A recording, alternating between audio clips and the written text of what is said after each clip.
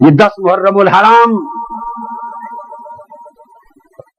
9 محرم کی شب سے شروع کرتے ہیں البدایہ والنہایہ اور ابن الاسیر نے کہ 9 محرم الحرام کو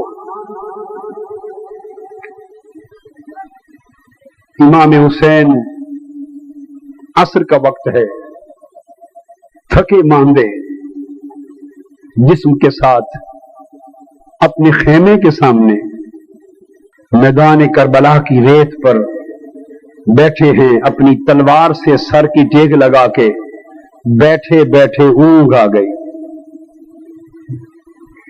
10 محرم کے اگلے دن کا یوم عاشور کا انتظار کر رہے ہیں،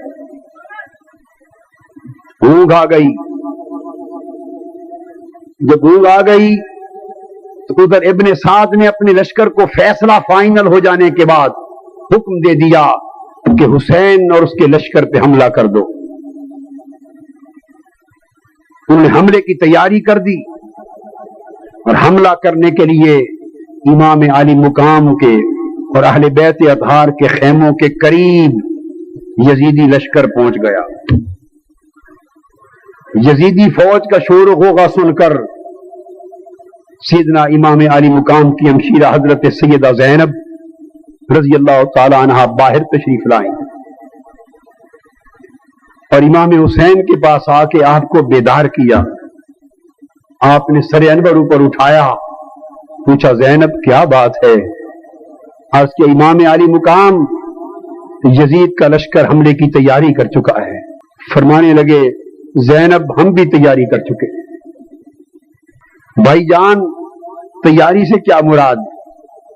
امام علی مقام نے فرمایا زینب ابھی میری آنکھ لگی اور نانا جان تشریف لائے تھے اور خواب میں نے حضور علیہ السلام کو دیکھا اور مجھے ابھی ابھی بتا کے گئے ہیں کہ حسین اب تم ان قریب ہمارے پاس آنے والے ہو، ہم انتظار میں ہیں۔ حضرت زینب رضی اللہ تعالی عنہ فرمانے لگی ہائے مصیبت کی گھڑی آ گئی۔ فرمایا زینب افسوس نہ کر، صبر کر، اللہ تم پر رحم فرمائے گا۔ امام علی مقام نے حضرت عباس کے ذریعے یزیدیوں سے اس شب کی مہلت مانگی کہ جنگ کا آغاز کل کریں گے، آج زندگی کی آخری شب ہے، اس دنیا میں آخری شب ہے، آج کی مہلت دے دو تاکہ میں اپنے رب کے حضور جی بھر کے عبادت کر سکوں، اس حیات ظاہری کے آخری سجدے کر سکوں، اس رب کو منا سکوں، اس سے مناجات کر سکوں، کل فیصلہ کر کے جنگ کا آغاز کر دینا۔ امام علی مقام نے شب عاشور کی مہلت لے لی۔ جب وہ لشکر واپس چلا گیا آپ اپنے خیموں کے قریب آئے۔ البدایہ والنہایہ میں امام ابن کثیر روایت کرتے ہیں اور ابن اسیر روایت کرتے ہیں، امام طبری روایت کرتے ہیں آپ نے اپنے رفقا کو جمع کیا، وہ مسافر جو مدینہ طیبہ اور مکہ معظمہ میں سے چلے تھے، جمع کیا اور جمع کر کے فرمایا کہ دیکھو کل کا دن دشمنوں سے مقابلے کا دن ہے اور میں تمہیں بتا رہا ہوں کہ کل کا یوم شہادت ہے، بڑی کڑی آزمائش اور مصیبت کی گھڑی آنے والی ہے۔ میں تم سب کو اجازت دیتا ہوں کہ تم واپس اپنے اپنے وطنوں کو گھروں کو چلے جاؤ، اپنی جان اس بڑی کڑی آزمائش کی گھڑی سے بچا لو۔ میں تم سے وعدہ کرتا ہوں کہ میں قیامت کے دن اپنے نانا کے حضور تمہاری بے وفائی کا شکوہ نہیں کروں گا اور گواہی دوں گا کہ نانا جان یہ وفادار تھے، میں نے ان کو میدان کربلا سے بھیج دیا تھا اور جس جس کو لے جانا چاہتے ہو ساتھ لے جاؤ۔ حضرت امام حسین فرماتے ہیں یزیدیوں کو صرف میری گردن چاہیے، جب یہ میری گردن کاٹ لیں گے تو ان کی ہوس ٹھنڈی ہو جائے گی، تم اپنی جانیں بچاؤ اور حفظ و امان سے واپس چلے جاؤ۔ تمام لشکر کے وفادار غلاموں نے، شہزادوں نے اور آپ کے اصحاب نے عرض کیا اے امام عالی مقام، خدا کرے وہ دن نہ آئے کہ ہم آپ کو چھوڑ کے واپس جائیں، اور خدا نہ خواستہ آپ نہ رہے تو اس دنیا میں ہم نے رہ کے کیا کرنا ہے؟ ہم مر جائیں گے، کٹ جائیں گے، ہماری گردنیں آپ کے قدموں میں گریں گی، ہمارے تن آپ کے قدموں میں گریں گے، ہماری جان آپ کے قدموں میں نچھاور ہوگی، ہماری لاشیں آپ کے قدموں میں گریں گی، پھر کسی بدبخت کا ہاتھ آپ تک پہنچے گا، ہم آپ کو تنہا چھوڑ کے نہیں جاتے۔ آپ نے فرمایا ٹھیک، اب آخری شب ہے، سجدے میں گر کے رب کے حضور عبادت کر لو۔ رات ساری عبادات میں گزری، مناجات میں گزری، اللہ کے حضور رونے دھونے میں، عاجزی اور سسکیوں میں گزری۔ نماز صبح لشکر اہل بیت نے امام حسین کی امامت نے ادا کی، اور یزیدی بدبخت لشکر نے بھی اپنے ساتھ کے ساتھ نماز پڑھی۔ وہ نماز کیا تھی؟ سراپا بدبختی تھی۔ نمازوں سے فارغ ہو کر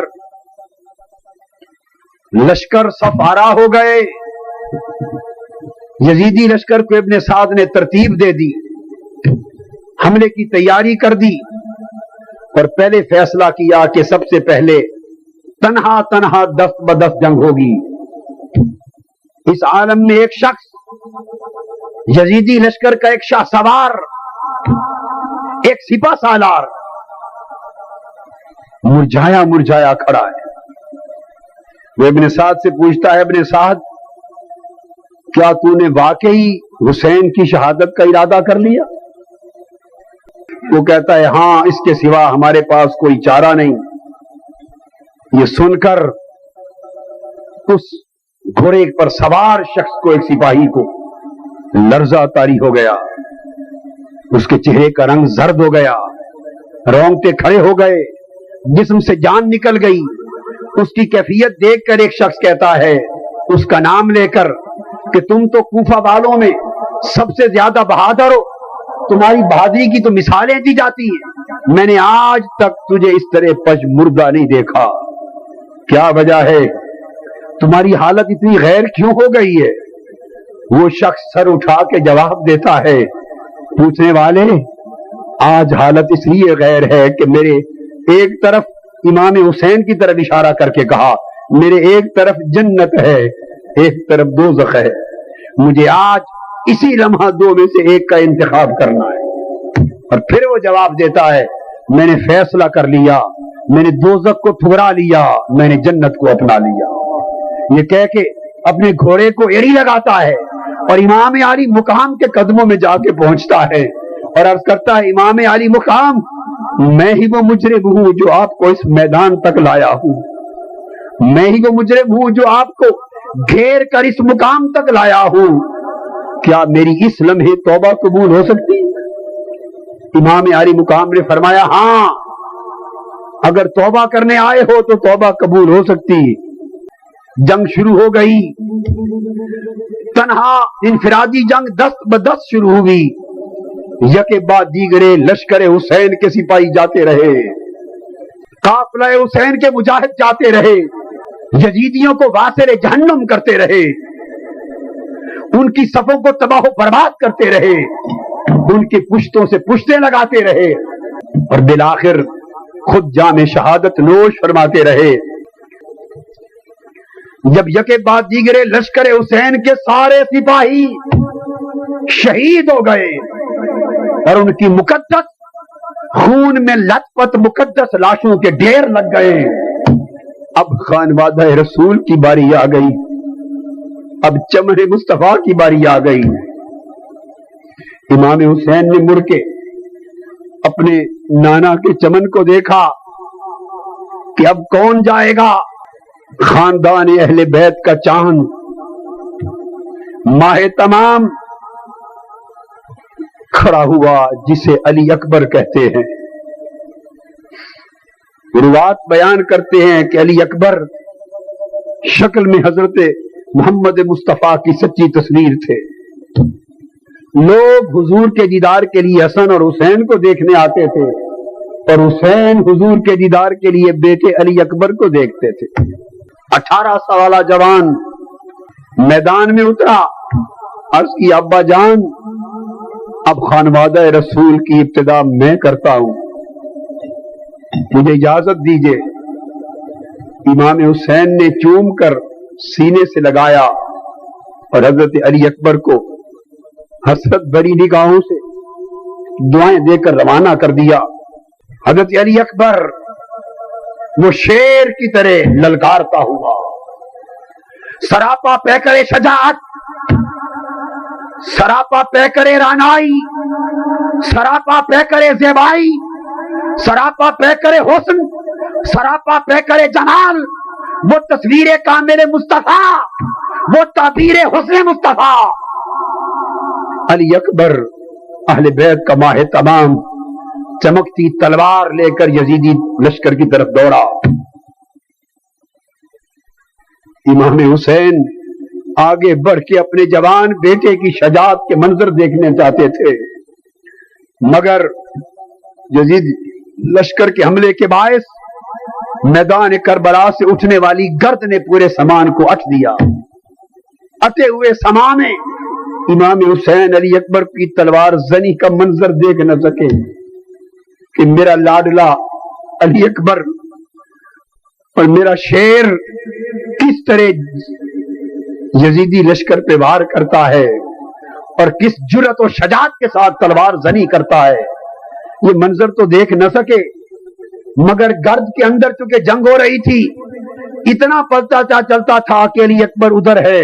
جب علی اکبر تلوار لے کر جس سمت جاتا، یزیدی لشکر اور یزیدی فوج کی صفیں بھیڑ بکریوں کی طرح بزدل ہو کر بھاگ جاتی۔ جب وہ لشکر دوڑتا، حسین سمجھتا میرا علی اکبر انہی کے پیچھے جا رہا ہے۔ اس طرح سمتوں کا تعین ہوتا رہا۔ امام علی اکبر بدبخت یزیدی لشکر کے پشتے لگاتا رہا، ان کے واسطے جہنم کرتا رہا اور دیر تک لڑتا رہا۔ لڑتے لڑتے یزیدیوں کو واصل جہنم کرتے کرتے اس تپتے دوپہر میں حضرت علی اکبر کو پیاس لگ گئی۔ پانی 3 دن سے بند تھا، پیاس لگی۔ سیدنا علی اکبر نے اس عرض کربلا کی اڑتی ہوئی گرد سے فائدہ اٹھا کر دوڑ کر آئے، عرض کی ابا جان اگر ایک گھونٹ پانی کا مل جائے تو میں تازہ دم ہو کر بدبختوں بھی حملہ کروں۔ امام علی مقام فرماتے ہیں بیٹے علی اکبر پانی کا گھونٹ تو میں تمہیں دے نہیں سکتا، 3 دن سے پانی بند ہے، تجھے اپنی زبان چوساتا ہو۔ اب حسین کی اپنی زبان بھی سوکھی ہے، علی اکبر کی زبان بھی سوکھی ہے۔ امام حسین نے اپنی زبان علی اکبر کے منہ میں ڈال دی۔ اسی طرح علی اکبر بیٹے اسی طرح میرے نانا اپنی زبان میرے منہ میں ڈالتے تھے، شاید وہ زبان آج کے دن کے لیے ڈالتے تھے۔ زبان چسائی۔ حضرت علی اکبر نے پھر حوصلہ لیا، پلٹ کے پھر لشکر یزید پر حملہ آور ہوئے، دیر تک لڑتے رہے۔ اچانک لڑتے لڑتے آواز آئی سیدنا علی اکبر کی، یا ابتا، ابا جان ادرکنی، آ کے مجھے تھام لیجئے۔ امام علی مقام سمجھ گئے کہ علی اکبر زمین پر آ گیا ہے، دوڑ کے علی اکبر کی طرف بڑھے اور قریب ہو کے دیکھا تو وہ جوان، وہ ماہ تمام، وہ حسن کا پیکر علی اکبر زمین پر ہے اور یزیدیوں کا نیزہ علی اکبر کے سینے میں پیوست ہے۔ آپ زمین پہ بیٹھ گئے، علی اکبر کو چوما، عرض کی ابا جان اگر یہ نیزے کا پھل سینے سے نکال لے تو میں اٹھ کر پھر حملہ کروں بدبخت یزیدیوں پر۔ امام علی مقام نے حضرت علی اکبر کو گود میں لے لیا، گود میں لے کے نیزے کا پھل کھینچا۔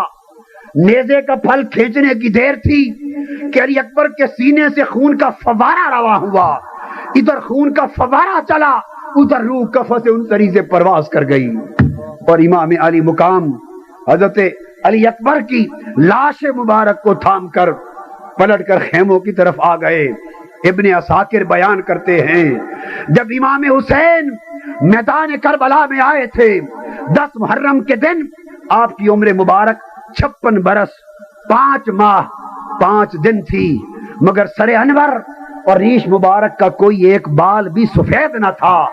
علی اکبر کو لینے گئے تھے، سارا سر اور داڑھی سیاہ تھی، مگر جب علی اکبر کی لاش خون کے فوارے کے ساتھ لے کر خیموں کی طرف پلٹ رہے تھے، سکینہ کہہ رہی تھی حضرت زینب کو، پھوپھی جان بابا بوڑھے ہو گئے ہیں، کیونکہ سارا سر سفید ہو گیا تھا، ریش مبارک کے بال سفید ہو گئے تھے، بابا بوڑھے ہو گئے ہیں۔ شہزادیاں تک رہی تھی، حسین کیا ہوا؟ گئے تھے تو جوان تھے، علی اکبر کو لائے ہو تو بوڑھے ہو گئے ہو۔ اس غم نے باپ کو نڈال کر دیا۔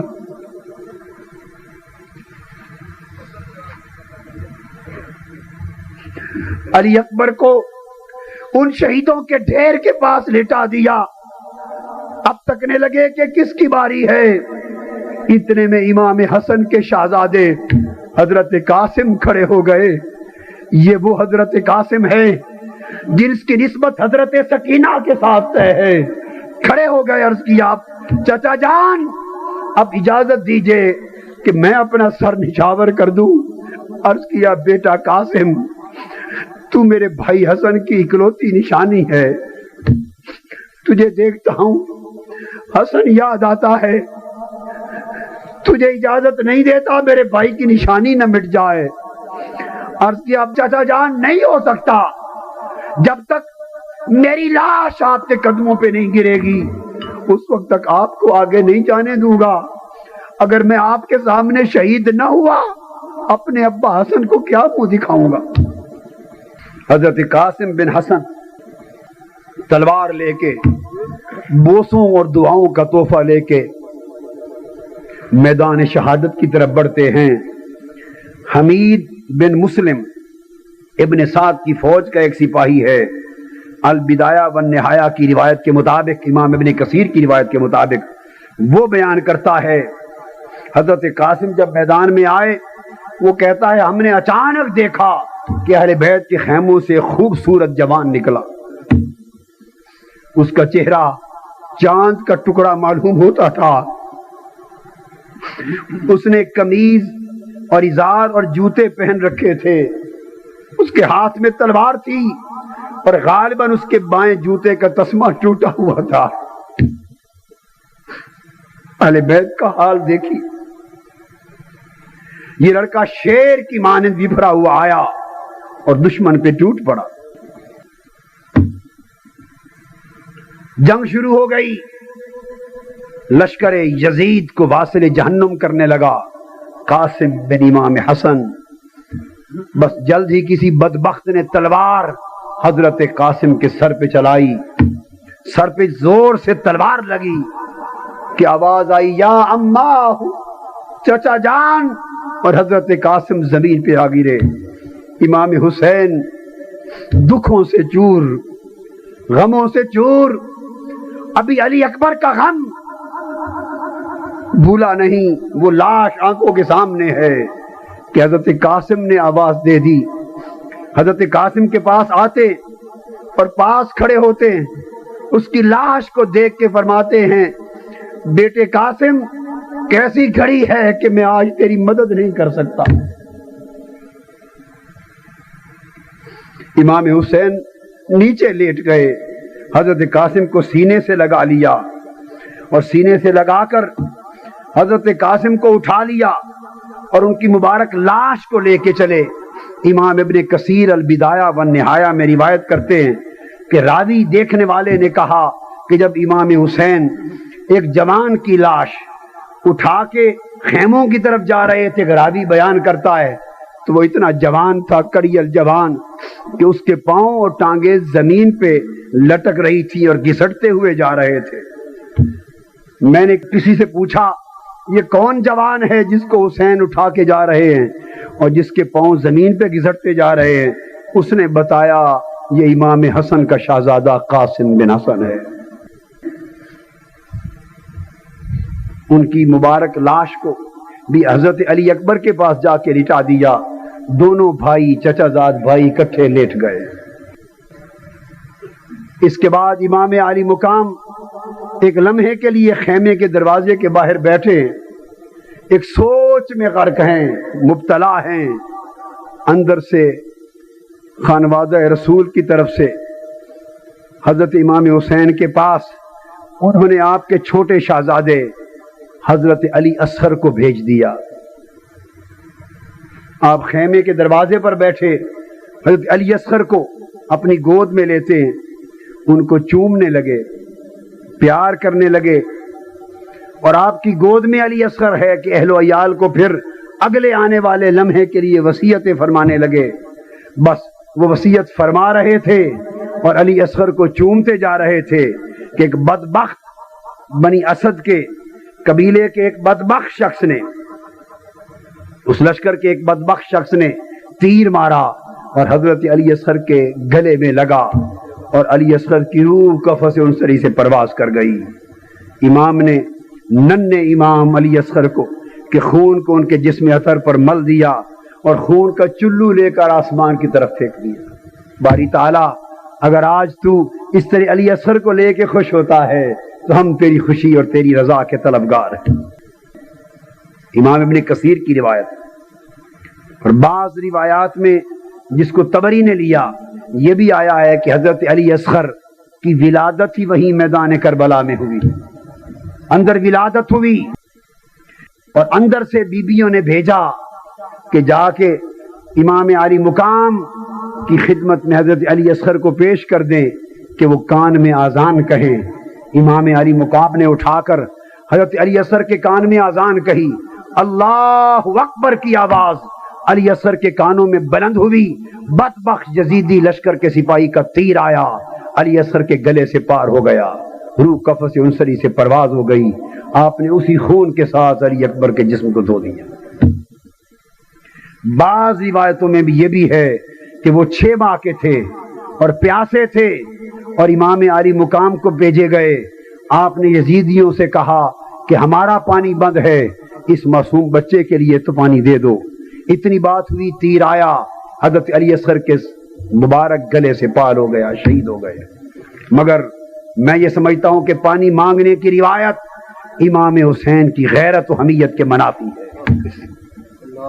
حسین بدبخت یزیدی لشکر سے اپنا سارا خانوادہ کٹا سکتا ہے مگر اپنے شہزادے کے لیے بدبخت یزیدی لشکر سے پانی نہیں مانگ سکتا۔ حسین کی غیرت ان کی طرف دستے سوال دراز کرنے کی اجازت نہیں دیتی۔ حسین کا مقام حمیت ان بدبختوں کی طرف دستے سوال اور دستے سوال دراز کرنے کی اجازت نہیں دیتا۔ اگر علی اصغر کے لیے حسین نے پانی مانگنا ہی تھا تو وہ لشکر یزید سے کیوں مانگتا؟ حسین آسمان کی طرف اشارہ کرتا۔ رب ذوالجلال کی عزت کی قسم، اگر حسین کا ہاتھ تھا، اگر حسین پانی کے لیے میدان کربلا میں قدم مارتا، اسماعیل علیہ السلام کے قدم سے زمزم کا چشمہ پھوٹا تھا، اگر حسین قدم مارتا کربلا میں لاکھ چشمے پھوٹتے۔ مگر یہ مقام رضا تھا، یہ مقام توکل تھا، یہ مقام تفویض تھا، یہ مقام صبر تھا، یہ مرحلہ استقامت تھا، یہ لمحہ امتحان تھا۔ حسین رضا کے مقام پہ ڈگمگا نہیں سکتا تھا، حسین صبر و توکل کے مقام پہ ڈگمگا نہیں سکتا تھا، اس لیے کہ ادھر حسین کی نگاہ کے سامنے مصطفیٰ تھا، ادھر نگاہ کے سامنے وہ خدا تھا۔ خدا حسین کے استقامت کا منظر قدسیان فلک کے ساتھ تک رہا ہے، مصطفیٰ حسین کی استقامت کا منظر فاطمہ اور علی مرتضیٰ کے ساتھ تک رہے ہیں۔ ادھر فاطمہ الزہرا فرما رہی ہیں، بیٹا حسین میں نے تجھے دودھ پلایا ہے، آج کربلا میں اپنے دودھ کی لاج دیکھنے کے لیے آئی ہوں، میرے دودھ کی لاج رکھنا۔ تیرے قدم علی اصغر کی جان دیتے ہوئے، علی اکبر قربان کرتے ہوئے کہیں تیرے قدم ڈگمگا نہ جائے، میرے خوب دودھ کی لاج رکھنا۔ ادھر علی شیر خدا فرما رہے ہیں، حسین میرے خون کی لاج رکھنا۔ ادھر محمد مصطفیٰ جو خون شیشی میں جمع کر رہے ہیں حدیث کے مطابق، وہ فرما رہے ہیں، حسین میرے کندھوں کی سوائی کی لاج رکھنا۔ جب یہ ساری مقدس صورتیں چشم و آنکھوں کے سامنے ہوں، حسین کے قدم کیسے ڈگمگا سکتے ہیں؟ حسین کے ہاتھ یزیدیوں سے سوال کے لیے کیسے اٹھ سکتے ہیں؟ وہ اس امتحان کے مرحلے میں کامیاب تھے، اور اتنے کامیاب تھے چونکہ حسین آج ذبح اسماعیل کا فدیہ بن گیا تھا، حسین آج ذبح عظیم بن گیا تھا، حسین آج دعائے ابراہیم کی تکمیل بن گیا تھا، حسین آج اس مقام ابراہیم کی دعا کا اثر بن گیا تھا، حسین ذریت ابراہیم کے اندر محافظ امامت بن گیا تھا، حسین ولایت مصطفیٰ کا نشاں بن گیا تھا، اور حسین قیامت تک حفاظت اسلام کا ستون بن گیا تھا۔